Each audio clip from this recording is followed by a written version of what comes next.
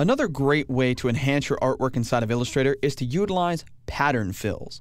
And in Illustrator CS6, the control that you get over pattern fills is actually even better than it's ever been.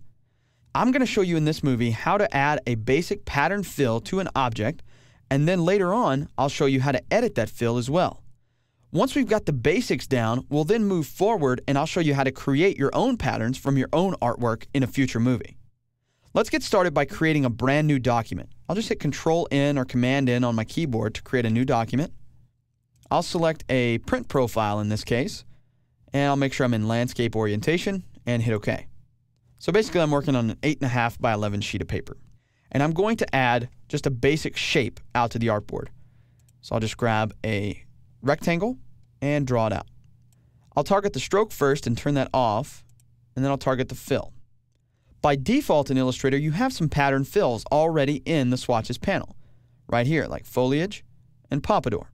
You can also access some more of the patterns by going to the swatch library and going down to patterns. Once you get to patterns, you can go to things like basic graphics, decorative, nature. I'll go to basic graphics and I'll find textures. Once I find textures, I can then expand this out to see all of them, and I can hover over them to see, like bird feet. If I select that, you can see that it gives me this little pattern here. Or burlap, capsules, circled lines, circles, concentric circles, and crosses. I'm going to go back to the capsules, and I'll zoom in on my artwork so you can see it. Once I've got the capsules pattern applied to my artwork, I'm pretty much stuck with how it is. I can come in and I can actually try to change the color of it, and it doesn't work. So how then do I get the ability to change this particular pattern? Maybe I like the way it looks, but I don't like the fact that it's a static pattern that I can't edit. What I'm going to do is actually go in and edit the swatch. In order to do that, I'm going to come over to the swatches panel and I'm going to find the capsules pattern that I added. I'm then going to double click on it. Once I double click on it, you're going to see that I get access to the pattern itself. I can switch to my selection tool and I can come in here and I can actually select each individual piece of the capsules pattern. If I click and drag a selection around them, I can select all of them at once. Selecting all of them at once gives me access to those, and I can change the color of the pattern. So let's say that I wanted this to be filled with orange, for instance. Let's pick that, and it changes the entire pattern. I can also come in here to the pattern options and make things like tile type changes. So let's say that I wanted to see it hex by column, or hex by row. Just depends on your personal choice. I'll stick with grid for now because it looks the best. I can also change the width and height, or simply size the tile to the art.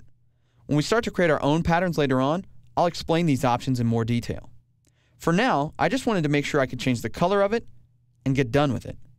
If I don't want to alter the original swatch, I can choose Save a Copy. When I choose Save a Copy, I can call this Capsules Orange and hit OK. Hitting OK brings up a dialog box that says the new pattern has been added to your swatches panel. And as a matter of fact, I can come over to my swatches panel and actually see it right there. It tells me here that any additional changes that I make while I'm inside of pattern editing mode will be applied to the original pattern and not the copy. So that means if I want to work on the copy, I need to make sure that I exit out of pattern editing mode right now and then go work on the copy instead of the original. I'm going to hit Don't Show again because I don't need this popping up each and every time I create a pattern. And then I'll hit OK. From here, I'm going to click Cancel. Now you might think that I just threw away all the changes I made. Not so. I've actually still got the original pattern applied. If I want to utilize the new pattern I created, I need to come over to my swatches and find Capsules Orange. In order to apply it to the artwork, I have to first make sure the artwork is selected. Then we'll go over to the Capsules Orange and click it to apply it. Once I do that, I can click away and take a look at my artwork. As you can see, it's pretty easy to apply pattern swatches here inside of Illustrator.